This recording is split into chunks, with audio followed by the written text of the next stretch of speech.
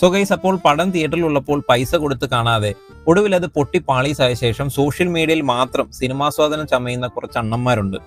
ഒരു cinema theatre release ചെയ്യുമ്പോൾ ഒരാൾ പോലും തിരിഞ്ഞു നോക്കില്ല. പക്ഷെ ഇതേ പടം OTT വരുമ്പോൾ നമ്മുടെ സോഷ്യൽ മീഡിയകളിൽ റീലും പോസ്റ്റുകളും കൊണ്ട് നിറയും. അയ്യോ, മോളിവുഡ് തിരിച്ചറിയാതെ പോയ കൾട്ട് ക്ലാസിക് ആണേ, ഡയറക്ടർ ഒരു ജീനിയസ് ആണേ, മലയാളി പ്രേക്ഷകർക്ക് വിവരമില്ലാത്തത് കൊണ്ട് ഈ സിനിമ പൊട്ടിപ്പോയേ എന്നും പറഞ്ഞ് FB, ഇൻസ്റ്റ എല്ലാത്തിലും ലോഡ് കണക്കിന് റിവ്യൂസ് ആയിരിക്കും. സത്യത്തിൽ ഇതൊരു ഇരട്ടത്താപ്പല്ലേ? പടം തിയേറ്ററിലുള്ളപ്പോൾ കയ്യിൽ നിന്ന് ഒരു 150 രൂപ കൊടുക്കാൻ ഇവന്മാരെ കാശില്ല.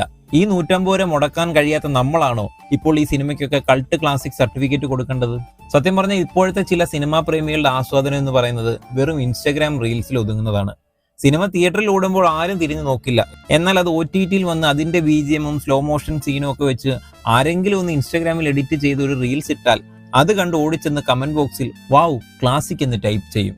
പണ്ട് മോഹൻലാലിന്റെ ദേവദൂതൻ, മമ്മൂക്കയുടെ ബിഗ് ബി ഒക്കെ തിയേറ്ററിൽ വൻ പരാജയമായിരുന്നു. പണ്ടത്തെ കാര്യം പോട്ടെ, ഈ അടുത്ത കാലത്ത് എത്രയോ സിനിമകളുണ്ട്.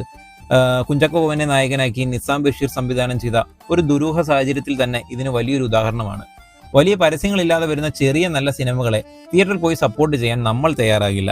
നമുക്കൊന്നുകിൽ വമ്പൻ ഫാൻസ് ഫൈറ്റ് ഉള്ള പടം വേണം, അല്ലെങ്കിൽ കോക്കിനെ പോലെയുള്ള യൂട്യൂബ് റിവ്യൂവേഴ്സ് വന്ന് പടം കൊള്ളാം എന്ന് നമ്മുടെ തലയിലേക്ക് ഇഞ്ചെക്ട് ചെയ്യണം. അല്ലാതെ സ്വന്തം ബുദ്ധി ഉപയോഗിച്ച് തിയേറ്ററിൽ പോയി ഒരു പടം കണ്ട് വിലയിരുത്താൻ നമുക്ക് സാധിക്കുമെന്ന് എനിക്ക് തോന്നുന്നില്ല. കാരണം ഒട്ടുമിക്ക ആൾക്കാരും തിയേറ്ററിൽ പോകുന്നത് നമ്മുടെ റിവ്യൂ ചെയ്യുന്ന മെയിൻ ആൾക്കാർ റിവ്യൂ നോക്കിയിട്ടാണ്. അതല്ലേ സത്യാവസ്ഥ. പക്ഷെ ഇവിടെ നമ്മൾ ചിന്തിക്കാത്ത ഒരു കാര്യവും കൂടെ ഉണ്ട്. സോഷ്യൽ മീഡിയയിലെ ഈ വൈകി വന്ന ലൈക്കുകൾ കൊണ്ടോ ഫേസ്ബുക്കിലെ നീളം റിവ്യൂകൾ കൊണ്ടോ ആ സിനിമ തിയേറ്ററിലിട്ട് കോടികൾ കളഞ്ഞ നിർമ്മാതാവിന് 1 രൂപയുടെ ലാഭം പോലും ഇല്ല.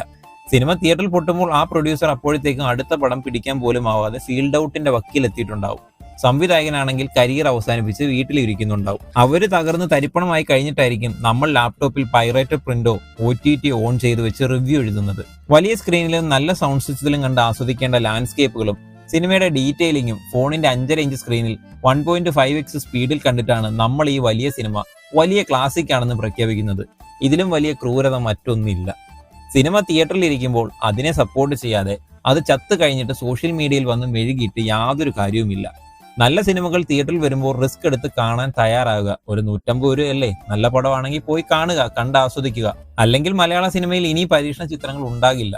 വെറും ക്ലീഷേ ഫോർമുല പടങ്ങൾ മാത്രം കണ്ട് നമ്മൾ എത്ര നാളിങ്ങനെ മുന്നോട്ട് പോകും? ഇപ്പൊ തമിഴിലെ അവസ്ഥ എന്ന് പറഞ്ഞാൽ 24 ഒക്കെ സൂര്യ കൊണ്ടുവന്നു. പക്ഷെ തമിഴന്മാരത് പൊട്ടിച്ച് കൈ കൊടുത്തു. എമ്മാതിരി പടമാണത്.